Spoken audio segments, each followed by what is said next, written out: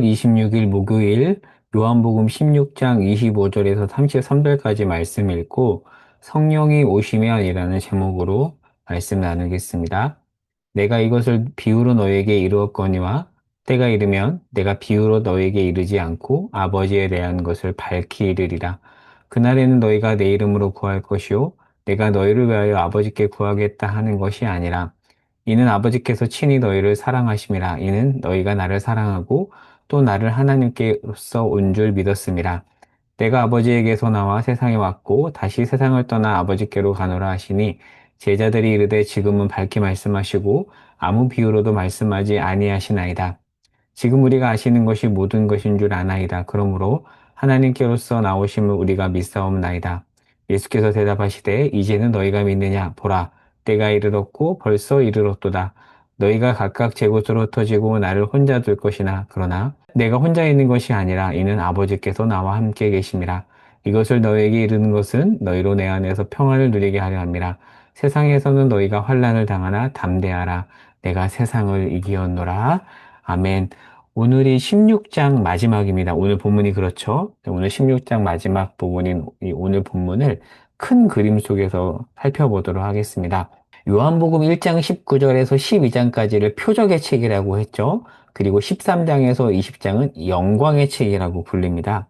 자, 그러면 이 영광의 책을 구분해 보겠습니다. 먼저 13장 1절에서 17절은 예수님의 세족식, 제자들의 발을 씻기는 장면이고요.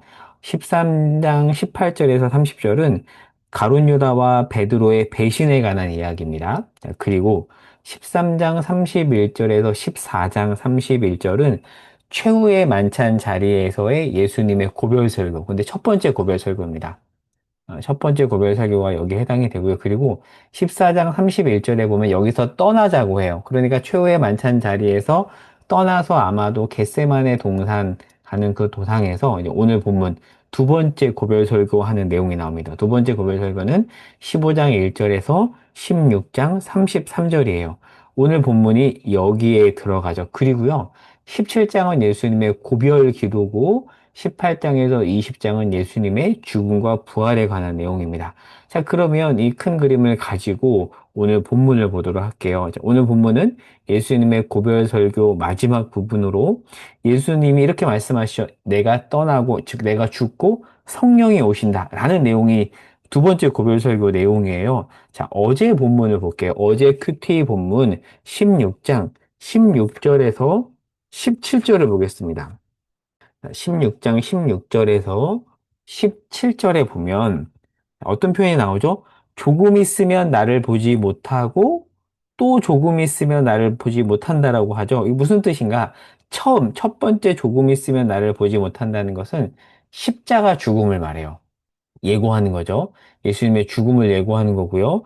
그리고 두 번째 또 조금 있으면 나를 못 본다는 것은 예수님의 죽음 이후 부활과 성령 강림을 말합니다.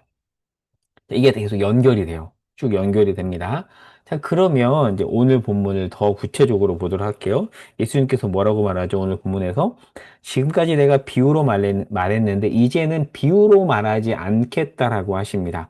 왜냐하면 아직 성령께서 제자들에게 가르쳐 주기 전이고요. 그리고 죽음과 부활, 즉 구원 사역이 완성되기 전이기 때문에 아직 알아듣지 못하는 거예요, 제자들이. 그래서 비유로 쉽게 말했지만 이제 구원 사역이 완성되고 나서 성령께서 제자들에게 임하고 나서는 굳이 비유로 말할 필요가 없는 거죠. 제자들이 26절에 보면 그날이라는 표현이 나오죠. 그날, 그러니까 예수님의 부활 승천 이후 성령이 오시는 날인데요. 그날이 되면 제자들은 전혀 다른 존재가 되어서 굳이 비유로 하나님의 말씀이 전해지지 않아도 다 알아듣게 돼요. 그리고 담대해집니다. 여러분, 베드로는요, 예수님을 부인하잖아요. 그런데 성령이 오시면 사도행전에 나타나는 베드로는 전혀 다른 존재가 되죠. 그렇게 된다는 겁니다. 그래서 오늘 본문 마지막에 보면 어떻게 오늘 본문이 끝이 나죠? 33절에 보면 제가 세 번역으로 읽어볼게요. 내가 이것을 너에게 말한 것은 너희가 내 안에서 평화를 얻게 하려는 것이다. 너희는 세상에서 환난을 당할 것이다. 그러나 용기를 내어라. 내가 세상을 이겼다. 그러니까 제자들은 성령이 오시고 성령 안에서 완전히 새로운 존재가 되는 거예요. 담대해집니다. 바로 이게 오늘 말씀인데 이 내용을 정리하고 적용해 볼 텐데 오늘은 특별히 성령의 사역에 대해서 나누려고 합니다. 성령 사역. 저희 교회에서 주일 오후 양육 모임을 하고 있는데요. 8강 주제가 성령입니다. 여러분 우리가 신자로서 풍성한 삶을 누려야 되잖아요. 그게 하나님의 우리를 향한 계획입니다. 풍성한 삶을 누리기 위해서는 말씀을 읽고 기도하는 생활이 필수적입니다. 자, 이 부분을 이제 오후 양육 모임 8강 이정에서 다루었거든요. 그런데 이 제자 양육 교재 8강에서 어떤 내용을 다루냐면 풍성한 삶을 지속하기 위해서 필요한 게 하나가 있는데 가장 중요한 하나가 있는데 그게 바로 성령이라는 겁니다. 그러니까 우리가 말씀을 읽고 기도하는 가운데 성령이 우리 가운데 도우셔야지만 이것을 지속하면서 말씀과 기도 생활 가운데 풍성함을 누릴 수 있다는 거예요. 여러분 요한복음 15장 26절과 16장 13절에서 14절을 한번 보겠습니다. 15장 26절 말씀 제가 세 번역으로 읽어볼게요. 여러분의 개역 개정으로 한번 눈으로 보세요. 내가 아버지께로부터 너에게 보낼 보혜사 곧 아버지께로부터 오시는 진리의 영이 오시면 그 영이 나를 위하여 증언하실 것이다. 성령의 사역에 대해서 말하죠. 그리고 16장 13절에서 14절 말씀 제가 이것도 세 번역으로 읽습니다. 그러나 그분 곧 진리의 영이 오시면 그가 너희를 모든 진리 가운데로 인도하실 것이다. 그는 자기 마음대로 말씀하지 않으시고 듣는 것만 일러주실 것이요. 앞으로 올 일들을 너에게 알려주실 것이다. 자, 14절. 또 그는 나를 영광되게 하실 것이다. 그가 나의 것을 받아서 너희에게 알려주신다. 라고 말해요. 그러니까 성령님은 성경을 깨닫게 하시고 우리 마음을 움직여서 하나님을 더 깊이 사랑하게 하시고요. 때로는 우리가 잘못했을 때 우리 잘못을 꾸짖으면서 또 때로는 우리에게 위로를 전해주세요. 그리고 우리가 도저히 기도할 수 없을 때 말할 수 없는 탄식으로 우리를 위해서 대신 기도해 주시는 분이십니다. 자, 그런데 여러분, 성령님은요, 우리가 예수 그리스도를 주로 고백했을 때 들어오십니다. 고린도전서 12장 3절에 보면 성령이 아니고서는 예수를 주라고 고백할 수 없다고 해요. 그러니까 예수를 주로 고백한 자 안에는 이미 내가 인정하든 안 하든 성령이 계세요. 그러면 뭐가 중요한 거냐면 성령 충만입니다. 이미 계신데 그 계신 성령께서 우리 가운데 충만하게 활동하는 것, 그게 성령 충만이거든요. 그러니까 왜 우리 안에서 성령이 이렇게 역사하지 않는 것 같은가? 그것은 성령이 안 계셔서가 아니라 성령 충만하지 않기 때문입니다. 여기서 하나 개념 정리를 해볼게요. 성령 세례는요, 예수를 주로 고백할 때 이를 성령 세례라고 해요. 단회적입니다. 물론 오순절 신학에서는 다르게 정의하지만 이것은 나중에 기회 되면 또 자세히 설명할게요. 우리 개혁주의 신학 안에서는 성령 세례는 예수를 주로 고백할 때 단회적으로 있는 사건이라고 말해요. 그러면 이후 성령 충만이 필요한데 성령 충만은 그 이후 반복적으로 일어나는 일입니다. 자, 그러면 성령 충만을 이렇게 정의해 볼 수 있는데요. 우리나라에서 신학교에서 성령론으로 박사 학위를 받으신 분은 고신대에서 은퇴하신 박용동 교수님이 유일한데요. 성령론에 있어서 우리나라 최고의 권위자십니다. 정말 이 성령론에 대해서 신학적으로 그리고 학술적으로 그리고 목회적으로 잘 풀어주세요. 이분이 교수님이면서도 서울에서 작은 목자들 교회라고 그리 크지 않은 교회를 오랜 기간 또 목양도 하신 분이세요. 그러니까 학자이면서 목회자이다 보니까 이 성령에 관해서 정말 잘 설명하는 분인데 박영돈 교수님이 성령 충만에 대해서 이렇게 정리하세요. 잘 들어보세요. 성령 충만은 우리 존재와 삶이 성령의 임재와 영향력에 의해 침투되어서 성령에 의해 지배되고 인도되는 것이다.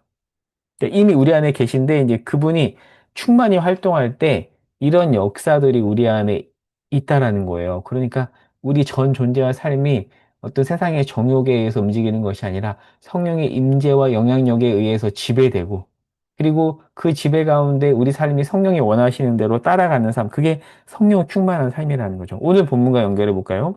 제자들이 환난 가운데 담대하게 된다라고 하잖아요. 그들의 어떤 본성이나 그들이 훈련받아서 물론 그렇게 말할 수도 있지만 궁극적으로는 성령 충만 때문입니다. 여러분, 우리 안에 이미 성령이 계시거든요.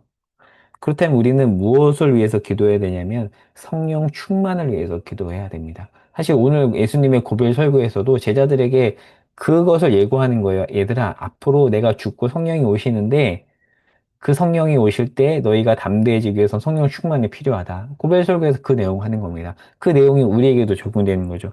여러분 성령 충만하십시오. 그리고 성령 충만을 위해서 기도하시기 바랍니다. 이게 오늘 우리의 기도가 되었으면 좋겠어요. 주님, 우리 존재와 삶이 성령의 임재와 영향력에 의해 침투되어 성령에 의해 지배되고 인도되는 삶이 될 수 있도록 인도해 주십시오. 그 성령 충만을 오늘 충만히 누리는 저와 여러분이 될 수 있기를 바랍니다. 오늘 16장 33절에서 이렇게 나오죠. 담대하라. 내가 세상을 이겨노라. 담대하라고 되어 있어요. 이제 예수가 죽거든요. 제자들에게 어려움이 생깁니다. 제자들이 로마 사회에서 유대인의 핍박 속에서 복음을 전하는 일은 만만한 일이 아닌데요. 이들은 담대해집니다.